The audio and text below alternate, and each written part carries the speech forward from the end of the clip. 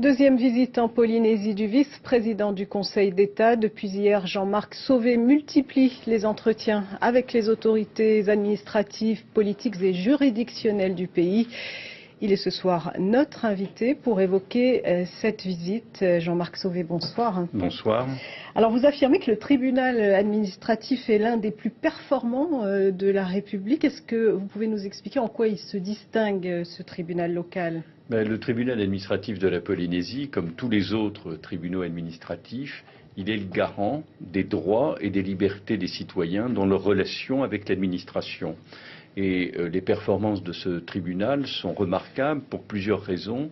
D'abord, ces délais de jugement sont les plus courts de tous les tribunaux administratifs.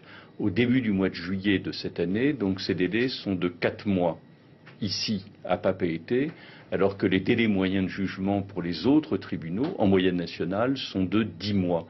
Et ceci montre bien les résultats remarquables qui sont ceux de ce tribunal.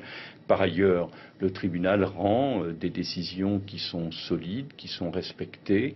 Il est attaché à tous les principes d'une justice qui est une justice de qualité, une justice impartiale. Alors le tribunal administratif qui a aujourd'hui un pouvoir réduit, puisque selon le statut de 2004, une partie du contentieux lui échappe pour être portée directement par le Conseil d'État. Je veux parler des lois de pays. Alors 10 ans après, est-ce qu'on peut dire que c'est un changement positif ?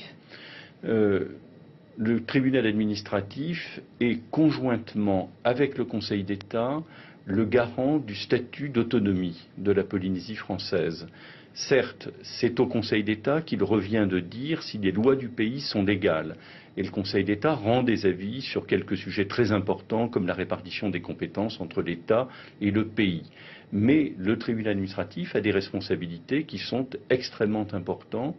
Et justement, comme je le dis, le statut d'autonomie, eh bien, il en est l'interprète et il en est le garant. Parmi les affaires traitées par le Conseil d'État, le rejet de la loi de pays portant création d'un haut conseil de la Polynésie ou encore le rejet de la loi permettant à l'officialisation de la langue tahitienne au sein de l'Assemblée de Polynésie. Est-ce que c'est une façon de dire l'autonomie, oui, mais avec les limites juridiques posées par la République ?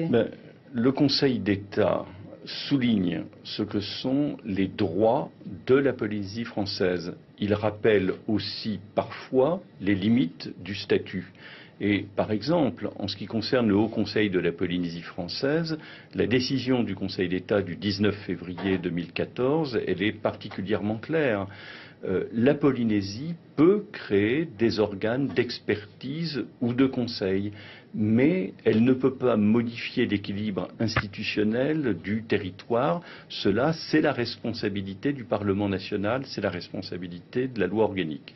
Et je n'en dirai pas plus, puisqu'il y a en ce moment une requête qui a été introduite devant le tribunal administratif.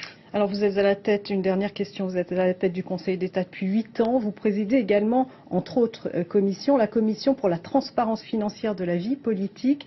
Alors on peut dire que vu l'actualité, vous avez du pain sur la planche. Est-ce que c'est facile de concilier vos multiples fonctions ? C'est le législateur qui lui-même a décidé que le vice-président du Conseil d'État présiderait la commission pour la transparence financière de la vie politique. Mais enfin, je voudrais vous rassurer, depuis le 1er janvier de cette année, cette commission a été remplacée par la haute autorité de transparence de la vie publique et par conséquent, je suis maintenant déchargé de ces questions. Je dois dire que j'ai quand même... Non, j'ai assumé cette responsabilité comme les autres avec beaucoup de détermination et beaucoup d'égalité d'âme. Je voudrais dire qu'à ce titre d'ailleurs, le président de la République m'avait chargé de faire un rapport dans le contexte de l'affaire qu'on a appelée l'affaire Woerth-Bettencourt, un rapport sur la prévention des conflits d'intérêts dans la vie publique. Et le titre de mon rapport, que j'ai remis au président de la République en 2011, s'intitule « Pour une nouvelle déontologie de la vie publique ». Et c'est à partir de ce rapport, notamment, qu'a été votée, donc en 2013, la loi que tout le monde connaît et qui maintenant s'applique. Merci beaucoup Jean-Marc Sauvé d'avoir